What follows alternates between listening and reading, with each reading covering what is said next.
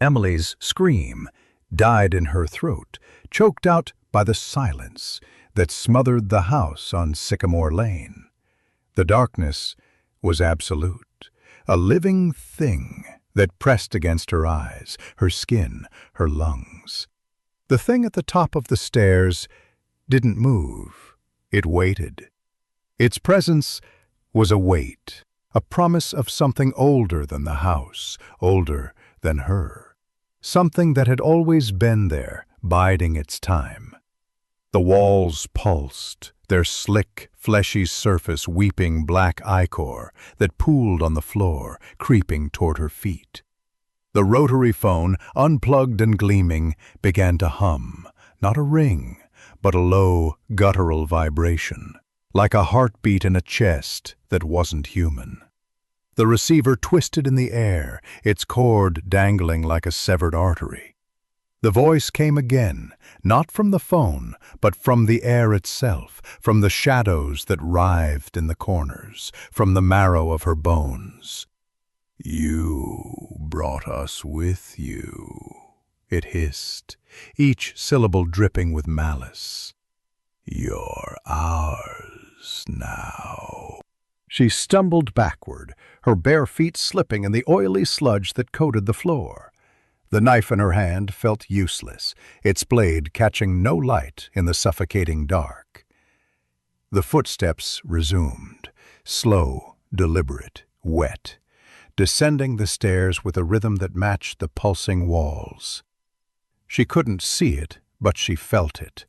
Too many limbs, joints bending wrong, a shape that defied the edges of her mind.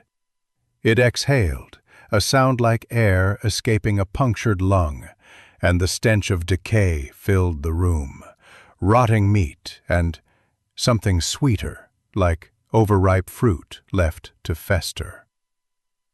Emily ran, or tried to. The hallway stretched, the door she'd entered through now impossibly far, its outline warping like a mirage. The walls breathed, their surface rippling as if something moved beneath them. Hands, pale, elongated with too many fingers, pressed against the wallpaper from the inside, clawing silently, leaving smears of black. She tripped, falling to her knees, and the floor pulsed beneath her, warm and slick, like the tongue of some vast, unseen creature. The phone's hum grew louder, a droning chant that vibrated in her teeth.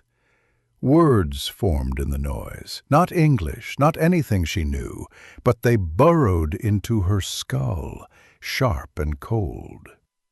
She saw flashes in her mind, a room beneath the house, walls carved with symbols that bled, a figure hunched over a rotary phone, its fingers fused to the receiver, its face a hollow void. The vision burned, and she screamed again, but the sound was stolen, swallowed by the silence that was no longer silent but alive, hungry.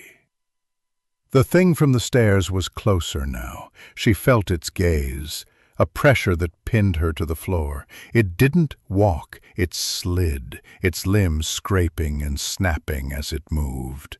She crawled, her hands sinking into the floor's viscous surface, each movement pulling her deeper into the house's grip.